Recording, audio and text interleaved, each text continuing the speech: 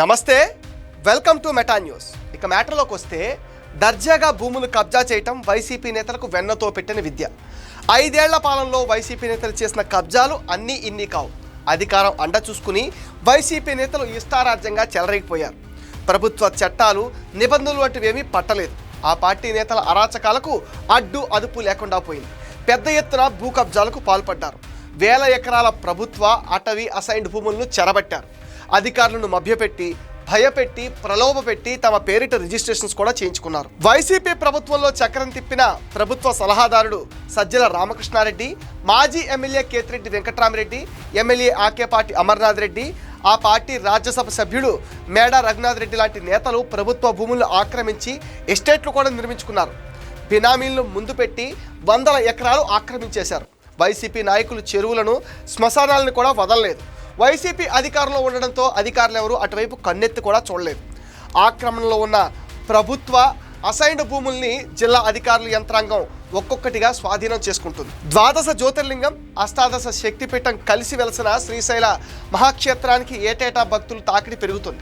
శ్రీశైల క్షేత్ర పరిధిలో ఏ అభివృద్ధి పనులు చేపట్టాలన్నా, భక్తులకు సౌకర్యాలు కల్పించాలన్నా శ్రీశైల మల్లన్న క్షేత్రంలో వైసీపీ నేతలు భూముల కేటాయింపులు చేసుకున్నారు. మాజీ మంత్రి పెద్దిరెడ్డి రామచంద్రారెడ్డి, ఆయన కుమారుడు రాజంపేట ఎంపీ పెద్దిరెడ్డి మిథున్ రెడ్డిలకు చెరో 25 సెంట్లు చొప్పున 50 సెంట్లను వైసీపీ ప్రభుత్వం కేటాయించింది. కాటేజీలు నిర్మిస్తాం, స్థలం కేటాయించాలి అని అడగడమే తడువుగా అప్పటి వైసీపీ ప్రభుత్వం కేటాయింపులు చేసింది. అయితే ఆ తర్వాత వారిద్దరూ కాటేజీల నిర్మాణం కోసం ఆలయ అధికారులతో కనీసం ఒప్పందం కూడా చేసుకోలేదు. ఎటువంటి పనులు చేపట్టలేదు. వీరిలాగే మరికొందరు వివిధ సంస్థలు, ట్రస్టులకు గత ప్రభుత్వం జరిపిన భూమి కేటాయింపుల్లో నిర్మాణాలు చేయని వాటిని రద్దు చేయాలని కూటమి ప్రభుత్వం భావిస్తోంది. శ్రీశైలంలో గత 5 ఏళ్లలో వైసీపీ నేతల అక్రమాలు అన్నీ ఇన్ని కావు.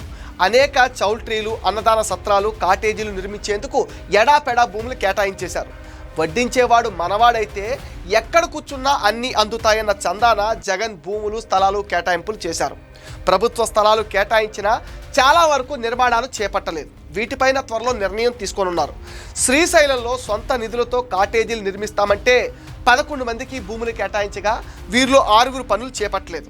ఆ జాబితాలో పెద్దిరెడ్డి రామచంద్రారెడ్డి, మిథున్ రెడ్డి మాదిరిగానే మాజీ మంత్రి సిద్ధరాఘవరావుకు 8 సెంట్లు కేటాయిస్తే ఆయన కూడా నిర్మాణం చేయలేదు.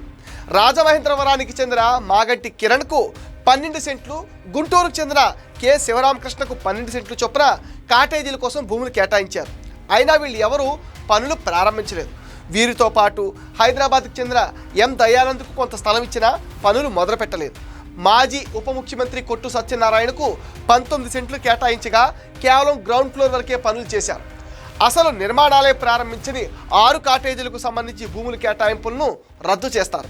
గత 5 ఏళ్లలో చౌల్ట్రీల నిర్మాణం కోసం 18 సంస్థలకు భూములు కేటాయించారు. ఇందులో శ్రీశైల జగద్గురు పండితారాధ్య సేవా సమితి ట్రస్టుకు 10 ఎకరాలు, వాసవి సత్ర సముదాయానికి ఎకరం, గుంటూరుకు చెందిన చైతన్య తపోవనం, కర్ణాటకలోని హల్దీపూర్ శ్రీ సంస్థానం శాంతి ఆశ్రమం, కాశీ అన్నపూర్ణ వాసవి ఆర్యవైశ్య వృద్ధాశ్రమం, నిత్య అన్నదాన సత్రం, శంకర బంజారా సేవా సంఘం, ఆది జాంబవ అరుంధతి అన్నదాన సత్రం, శ్రీశైల మహాక్షేత్ర విశ్వబ్రాహ్మణ అన్న సమాజం, కర్ణాటకలోని గుల్బర్గాకు చెందిన Shantalingeshwar education and welfare society, Chittoor జిల్లా రామచంద్రపురానికి చెందిన ఏకవీర సేవా ఫౌండేషన్కు భూమి కేటాయించారు. వీటితో పాటు బ్రహ్మరాంబ మల్లికార్జున స్వామి ఏకవీర ఎరుకుల సేవా సమితి, కడపకు చెందిన శ్రీ మాతా అంబాభవాని శ్రీ ఛత్రపతి శివాజీ చారిటబుల్ ట్రస్ట్, అగర్వాల్ సమాజ్, తెలంగాణకు 1/2 ఎకరం చొప్పున ఆదియోగి భళేశ్వర యోగ వేద విజ్ఞాన విద్యా గిరి శ్రీపీఠానికి 41 సెంట్లు కేటాయిస్తే ఇవేవీ నిర్మాణాలు చేపట్టలేదు.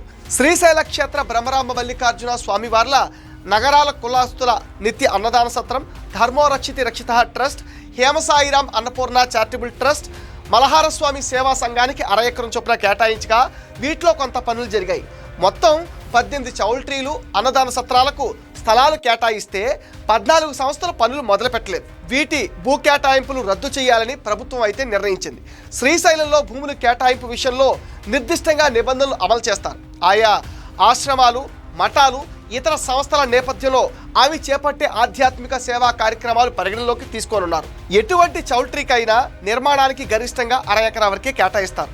కాటేజీలు వంటివి నిర్మించేందుకు ముందుకొచ్చే వారికి బెడ్రూముల సంఖ్య పరంగా భూములు కేటాయింపు చేస్తారు. 4 బెడ్రూముల కాటేజీకి 400 చదరపు గజాలు కేటాయిస్తారు.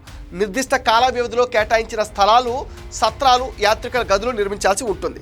తిరుమలలో వసతి గృహాలకు దాతలు తమ సొంత పేర్లు పెట్టుకోకూడదంటూ టీటీడీ ఇటీవల నిబంధన విధించింది. శ్రీశైలంలో కూడా ఇలాంటి నిబంధన తీసుకురావాలని భక్తులు పట్టుబడుతున్నారు. నిబంధనలకు విరుద్ధంగా సత్రాలు, యాత్రికుల గదులు నిర్మిస్తే వాటిపైన వెంటనే చర్యలు తీసుకోనున్నారు. ఇది మెటా న్యూస్ అప్డేట్. ఈ వీడియో పైన మీ విలువైన ఒపీనియన్ని కామెంట్ సెక్షన్లో పోస్ట్ చేయండి. మీరు ఇచ్చే కామెంట్స్తో మరిన్ని ఇంట్రెస్టింగ్ వీడియోస్ మీకు అందిస్తాం. అండ్ మీరేం చేయాలో మీకు తెలుసుగా. ఈ వీడియోస్ని లైక్ చేయండి, షేర్ చేయండి, మెటా న్యూస్ని సపోర్ట్ చేయండి, సబ్స్క్రైబ్ చేయండి.